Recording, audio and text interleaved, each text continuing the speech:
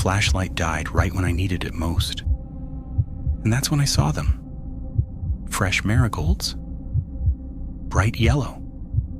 Sitting perfectly at the base of a grave. So old the name had nearly disappeared under a century of moss. And it was 11 o'clock at night. Someone had just been here. Someone I never saw leave. What you're about to hear isn't one story, it's three. And every single one of them happened in the same place that most people only visit once. A cemetery. Stay with me, because the last one is going to change the way you walk through any graveyard for the rest of your life.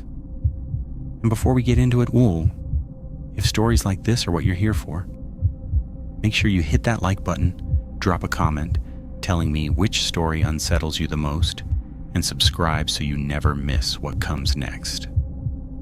Now, let's begin. Story 1. The Name on the Stone. I want you to understand something before I tell you this. I wasn't trespassing. I had a key. The groundskeeper of Greywood Cemetery had given it to me personally after finding me sitting outside the locked gate 3 nights in a row. My grandmother had been buried there 3 months earlier, in the eastern section near the iron fence. And grief does strange things to your relationship with daylight. I needed the dark. I needed the quiet. He was an older man, soft-spoken, and he handed over that copy without much ceremony, the way people hand things to someone they recognize as harmless. I never abused his trust. I always left before 1 in the morning. I never wandered far, and until the night I saw the flowers. I was maybe 20 minutes into my walk when my flashlight started fading and the beam dropped low. And that's when I noticed them sitting at the base of a headstone I had passed a dozen times without ever really looking at. Yellow marigolds, perfectly arranged, not wilted, not touched by dew. I crouched down and angled the dying beam at the stone and read the name, Hilaria Voss. Born 1856, died 1887, 31 years old. I did not know her, had never heard the name. But something about those flowers in that light at that hour pulled at something in my chest that I couldn't explain away. I told myself someone had come earlier in the day, left them in daylight and gone home. I turned around and walked back to my grandmother's grave, sat down in the grass, and talked to her the way I always did, out loud, quietly, like she was just on the other side of a very thin wall. The cemetery settled around me the way it always did. That's the thing nobody tells you about old burial grounds at night. They have a sound, not a supernatural one, just the slow exhale of earth and stone and old wood, insects threading through the dark, distant traffic filtered by trees. It sounds almost like breathing. I left at 12:30 and did not think about Hilaria Voss again for 4 days. The second night I went back, the marigolds were gone. In their place was a single candle sitting inside a small glass jar, unlit. I stared at it for a long time before I touched it. I hadn't told a single person about the flowers, not one. And the cemetery had been locked since sundown. I was the only one with a key besides the groundskeeper, and he lived 40 minutes away. I picked up the jar. It was warm, not the passive warmth of glass that's been sitting in an enclosed space. Warm the way something gets when it has recently been held in someone's hands. I set it back down very carefully, and I did not run, because some part of me understood, even then, that running wouldn't help. I took a photograph instead, timestamp and all. Then I walked back to my grandmother's plot and I sat down and I listened. At 12:15, I heard footsteps. Gravel crunching in the western section. Not close, not threatening, just definite and deliberate. I stood up and pointed my flashlight toward the sound. Nothing, just headstones going gray and then disappearing into the dark beyond my beam. The footsteps stopped the instant my light came on. I waited 5 full minutes. They didn't come back. I left at 12:30 and passed Alara Voss's grave on the way out. The candle jar was gone, no wax mark in the dirt, no ring where the glass had sat, nothing. Only the marigolds, fresh again, newly placed, as if they had always been there. The next morning I told the groundskeeper. He listened all the way through without interrupting. When I finished, he was quiet. Then he said quietly, "She has visitors, sometimes. I don't ask questions." I asked him who they were. He said he didn't know. He said that every time he tried to arrive, early enough to catch whoever it was, the grave was already tended and they were already gone. He said it had been happening to his knowledge for at least 15 years. And then he said the thing that has stayed with me every day since. Alara Voss has no living family on record. I went back on a Friday. The grave was bare. No flowers, no candle, just the stone. I crouched down and looked at the base of it, and I noticed an epitaph I had never seen before, half buried under a ledge of moss. I scraped it clear with my thumbnail. 7 words, and they read, "She is still walking here." I have not been back to Greywood Cemetery at night since that evening. Not because I'm afraid, I tell myself. Just because every time I consider going, I feel it. That specific pressure shift in the air, like something enormous is moving toward me from a very long distance. Like I have already been seen. Like whatever tends that grave already knows my face. Story 2. The photograph. I didn't take. My cousin Marcus placed his phone face down on my kitchen table and sat there for almost a full minute before he could bring himself to flip it over. I want you to understand who Marcus is, because it matters. He does search and rescue in rough mountain terrain. He has crawled through cave systems so narrow, you have to exhale just to move your body forward. He is the most practically grounded person I have ever known. The kind of man who treats the unexplained as simply unexplored, who does not frighten easily or at all. He was frightened that Tuesday evening. He had been doing a personal photography project for months, documenting old cemeteries across the county for a local historical archive. He'd gotten access to 3 sites, been going on weekends in the late afternoon when the light came gold and heavy through the trees. The cemetery in question was Sallow Hill, small, surrounded by farmland, dating back to the early 1700s. He had been there 6 times and described it as the quietest place he had ever worked. Said it had a good feeling, if a cemetery could have one. On his 7th visit, he arrived around 4 in the afternoon, set up in the northern corner to photograph the oldest markers, and spent 2 hours working slowly and carefully. He saw no one else on the grounds. The gates had been padlocked behind him, and the Historical Society had given him a code. And the perimeter was solid old fencing with no gaps he'd ever found.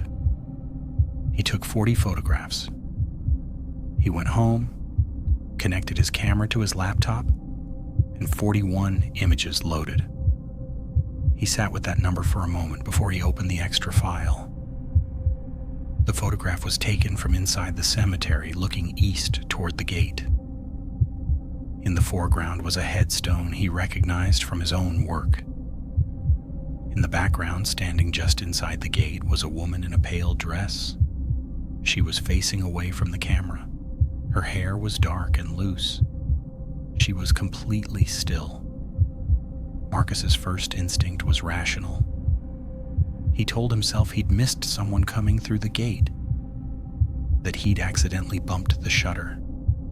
that the extra image was a coincidence with a reasonable explanation. He was working very hard at that explanation. When he showed it to me, I could see immediately that the light was wrong. I am not a photographer, but even I could see it. The gold, late afternoon light that hit the headstones at a low angle didn't match the light on the woman at all. She was lit differently, or not lit in any normal sense. And her edges were wrong. Not blurred, not out of focus, but uncertain, as if the camera couldn't fully commit to where she ended and the air around her began. I asked Marcus if he'd gone back. He said yes, he had gone back the very next weekend, same time, same setup, because he needed to know. He took his 40 photographs. He went home and loaded them, and there were 41 images again. In the new extra photograph, the woman was closer to the camera, still facing away, still in the same pale dress, still completely still. But now she was close enough that you could see her feet. She was barefoot. I asked him what he did after that. He told me he'd driven to a grocery store parking lot and sat in his car for an hour and a half before he came to me, because I was the only person he trusted with something he couldn't explain and wasn't ready to disbelieve. He said the thing that kept circling in his mind is whether the photographs were a message or a warning or simply a record, evidence of something that had always been there, walking the rows of Sallow Hill long before his project began, and whether she had started coming closer because she wanted to be seen or because she had noticed him noticing her. He never returned for a third visit. The last time I spoke to him about it, the project folder was still on his laptop and still unopened. He said some mornings he lies in bed thinking about what the third photograph would have shown, whether she would finally be facing the camera, whether by now she would be close enough to recognize. He says he's glad he'll never know. He says it almost like he means it. Story 3. The rules. This last one is mine. Directly mine. And the part that frightened me most wasn't what I experienced. It was what I eventually found out it meant. I grew up with a cemetery as a backyard neighbor, not across the street. Our actual back fence shared a property line with the northern edge of Kellerman Rest, a burial ground established in 1901 that is still active today. I grew up in and out of it the way you treat any large space you aren't technically supposed to use, which means I was in it constantly, and I knew every path and stone angel and family plot by the time I was 12. My mother had 3 rules. Don't go in after dark. Don't touch the headstones. And if you ever feel like something is following you, leave immediately and do not look back. The first 2 were easy. The third I never had reason to test until I was 17 years old in October, on an evening when the light failed faster than I expected, and I found myself deep inside Kellerman Rest as the sky shifted from blue to purple to a flat, textureless dark. I had my phone, but no flashlight app back then, just the faint glow of the screen to navigate by. I started moving toward the northern fence. I knew the route by memory. Past the Alderman family plot, left at the one-handed stone angel, then straight north to the fence line. I had just passed the Aldermans when I felt it. Not a sound. Not a movement I could identify, just the absolute physical certainty, the kind that lives below thought, that something was directly behind me, close and moving at exactly my pace. I did what my mother told me. I walked. Not running, but using every bit of speed walking allows. Eyes locked forward, and I reached the fence and climbed it and dropped into my own backyard and stood there in the dark with my heart hammering and my eyes facing the house. I did not look back, not once. But I spent the next 10 years thinking about that rule. Specifically, I thought about why the instruction was don't look back rather than run or call for help. The distinction always bothered me, like the rule had been constructed by someone who knew something specific about the mechanics of what follows you in a cemetery, not just that it's frightening, but how it works. I finally asked my mother when I was 27. She was quiet for a moment. That particular quiet she has when she's deciding how much of the truth is useful. Then she told me her mother had given her the same 3 rules, word for word. And her mother had explained the reason. Whatever you feel walking behind you in an old cemetery at dusk doesn't necessarily mean you harm. It might be curious, it might simply be drawn to the warmth of something living, moving through a place built for the stillness of the dead. But if you turn around and look at it, you do something that cannot be undone. You confirm that it exists. You make it real in your mind, and in that moment you become real in its mind. And from that point forward, it knows your face. My great-grandmother had turned around once, in a cemetery older than Kellerman when she was young. My mother said she never slept easily again after that night. Said she kept every light on in her room in her final years. Said she avoided mirrors after dark. Said that at the very end of her life, she would sometimes stop in the middle of a room and look at a fixed point in the air and speak very quietly, as if answering a question no one else in the room could hear. I can see Kellerman rest from my kitchen window.